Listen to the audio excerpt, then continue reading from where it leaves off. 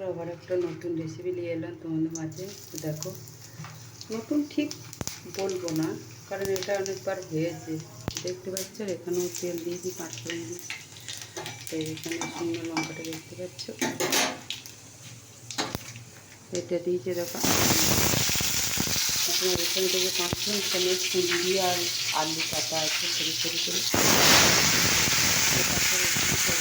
দিয়ে হবে আমরা চাটনি হচ্ছে।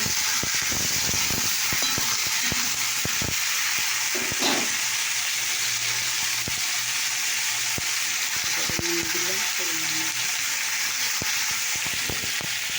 এখানে নিয়ে দিলাম হলুদ দিলাম এখানে হলুদ দিলাম। ওটা একটু জল ঢেলে দিলাম। এবার এখানে একটু চিনি দেবো। তো দেখো, এটা নাড়ায় গেছে, জল জিরে গুঁড়ো দিয়ে দিয়েছি। তো দেখো, এটা আমি জল ঢেলে দিলাম, নাড়া হয়ে গেছে। আর এদিকে দেখো, চাটনিটাও আমার হয়ে গেছে।